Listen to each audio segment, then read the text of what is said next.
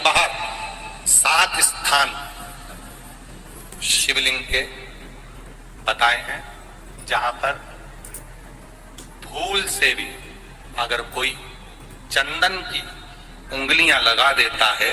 7 स्थान ऐसे हैं जहां चंदन की मात्र उंगलियां लगा देने से ही शिव पितृलोक के पितरों को मुक्ति प्रदान करके वैकुंठ लोक का निवास देते हैं। 7 स्थान।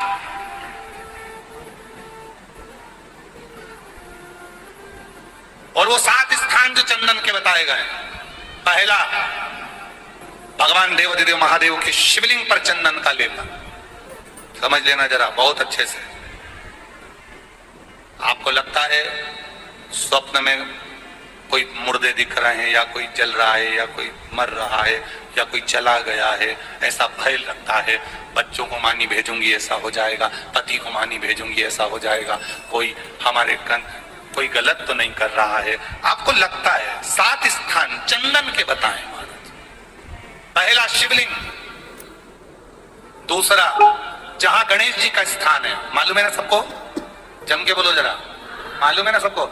जहां गणेश जी का स्थान है वहां अलग से गणेश जी बैठे, वहां नहीं। शिवलिंग में जलाधारी के ठीक सामने राइट में गणेश, लेफ्ट में कार्तिकेय, बीच में अशोक सुंदरी। तो पहला चंदन बाबा के शिवलिंग पर, दूसरा गणेश जी पर चंदन की उंगली, तीसरा षडानंद कार्तिकेय पर चंदन की उंगली, चौथा अशोक सुंदरी पर चंदन की उंगली, पांचवा जलाधारी पर चंदन की उंगली, छठा जो शिवलिंग का जल बह रहा है इसके ठीक विपरीत की ओर चंदन की उंगली, और सातवां चंदन नंदी के मस्तक के ऊपर जो 2 सींग लगे रहते हैं उस पर चंदन की उंगली। ये कब लगाई जाती है? या तो अमावस्या के दिन। आपको लगता है कि हमारे पूर्वजों का उद्धार नहीं हुआ, हमारे पूर्वजों का कल्याण नहीं हुआ, कहीं अधोगति में कोई चला गया है, उसका बस एक बार, रोज नहीं जरूरत है, प्रतिदिन जरूरत ही नहीं,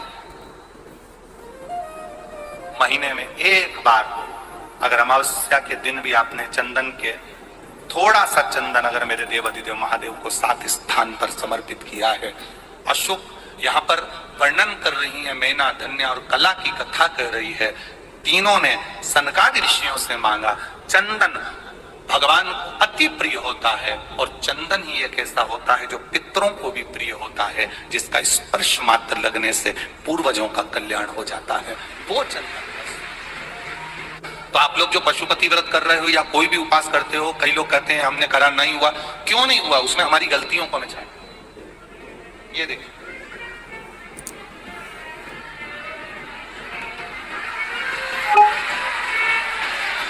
अब जैसे ये शिवलिंग रखा है, आपने जल चढ़ाया, अब जल आप यहां से चढ़ा रहे हो तो धीरे धीरे धीरे धीरे चढ़ाए जिससे छींटे बाहर ना, यहां तक छींटे रहे ना, जलाधारी तक चलेगा, बाहर ना गिरे। और एक बात का स्मरण रहे, यदि बेलपत्री, फूल, पत्ती जल चढ़ाने के बाद ये सब अगर नीचे गिर जाए, जलाधारी पर गिर गया या नीचे उतर गया, तुम्हारा पूरा जल चढ़ जाए, तुम्हारे पास में चंदन नहीं है, अबीर नहीं है, गुलाल नहीं है, कुछ भी नहीं हो, तो भी अपने हाथ की 3 उंगलियों से रेखा 3 खींचकर और फिर जो माला आदिकादिक भगवान की रखी थी उसी से भगवान का वापिस पूरा श्रृंगार कर फिर वापिस आई है।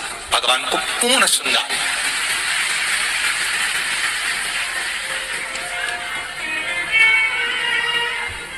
भगवान का पूर्ण श्रृंगार कर आई है। कई लोग जल चढ़ाने के बाद में भगवान का जो फूल पत्ती नीचे रखी रहती है, आप हम ये नहीं कह रहे कि आप अपने घर से लेकर जाओ, आपके पास में कुछ नहीं, 1 लोटा जल चढ़ाओ, जल चढ़ाया, जो फूल पत्ती नीचे रखी हुई है उसी को उठाकर उसको रखकर उसी फूल से भगवान का खूब सुंदर भगवान का कर फिर आई है।